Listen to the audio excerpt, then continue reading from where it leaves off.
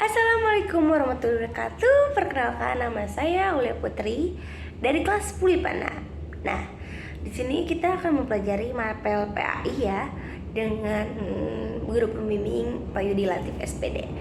Di sini saya akan menjelaskan tentang mapel PAI yang berjudul Menjaga Martabat Manusia dengan Menjauhi Pergaulan Bebas dan Jina. Bab 11. Nah, apa sih pergaulan bebas? Pergaulan bebas yang dimaksud adalah pergaulan yang tidak dibatasi oleh agama maupun susila. Salah satu dampak negatifnya nih dari pergaulan bebas adalah perilaku yang sangat dilarang oleh agama Islam. Apa sih itu? Yaitu zina. Nah, tadi kan ada kata zina. Apa sih yang dimaksud zina itu? Nah, kata zina ini berasal dari kata zana yazni, yang artinya hubungan layaknya suami istri antara perempuan dan laki-laki yang sudah mukallaf atau balik tanpa ikatan pernikahan yang sah menurut syariat Islam. Gimana sih hukumnya? Nah, hukum zina ini ya, hukum zina semua ulama sepakat bahwa zina hukumnya haram. Nah, bahkan zina dianggap sebagai puncak keharaman. Serem ya. Hal tersebut menurut pandangan hukum Islam. Menurut pandangan hukum Islam, perbuatan zina ini merupakan dosa yang besar nih, yang dikategorikan sebagai perbuatan yang keji, hina dan buruk. Nah, hal tersebut didasarkan pada firman Allah Subhanahu wa taala dalam Quran surat Al-Isra surat ke-17 ayat 23. Nah, ada yang tahu nggak nih kategori zina? Kategori zina itu dibagi menjadi berapa? Nah, kategori zina ini dibagi menjadi dua. Ada zina muhsan dan zina gairu muhsan. Zina muhsan yang yaitu pezina yang sudah balik, berakal, merdeka, dan sudah pernah menikah. Hukum zina muhsan adalah dirajam, dilempari batu dengan batu sederhana sampai meninggal. Zina gairu muhsan itu zina yang masih lajang dan belum pernah menikah, kita nih gitu. Hukumnya itu adalah didera 100 kali dan diasingkan selama 1 tahun. Ayo lo guys, hati-hati. Hukuman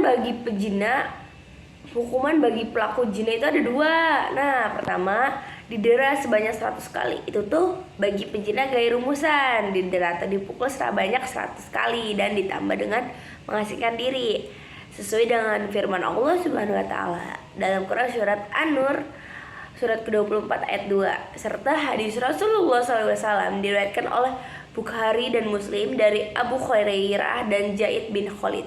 Kedua dirajam sampai mati. Hukuman rajam dilakukan dengan cara pelaku dimasukkan ke dalam tanah hingga dada atau leher.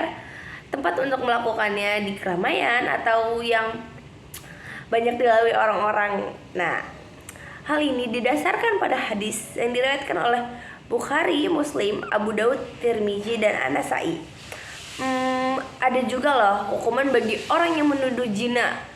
Apa zina atau kazab?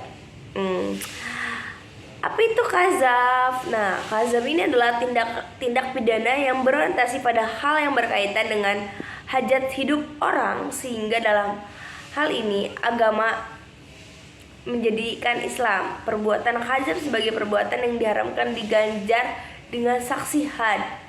Nah, ada syarat-syarat juga nih ada syarat-syarat yang berat bagi terlaksananya hukuman tersebut tadi ya. Pertama, hukuman dapat dibatalkan bila masih terdapat keraguan terhadap peristiwa atau perbuatan zina tersebut. Untuk meyakinkan perihal terjadinya zina tersebut, syaratnya harus ada 4 orang saksi laki-laki yang adil, karena kesaksian 4 orang wanita tidak cukup menjadikan bukti.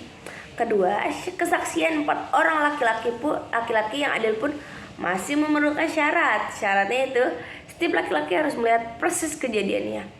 Ada juga nih hukuman bagi penuduh zina terhadap perempuan baik-baik dengan didera 80 kali deraan. Ada yang tahu nggak dampak negatif zina? Nah, dampak negatif zina itu pertama menjadi laknat Allah Subhanahu wa taala dan Rasulnya. Kedua, dijauhi dan dikucilkan oleh masyarakat. Ketiga, nasab menjadi tidak ada. Keempat, anak hasil zina tidak dinasabkan kepada bapaknya. Kelima, anak hasil zina tidak berhak mendapatkan warisan. Apa sih nasab itu ya? Para ulama mazhab fikih yang 4 sepakat menyatakan bahwa nasab merupakan pertalian kekeluargaan berdasarkan hubungan darah, baik di atas, ke bawah maupun ke samping.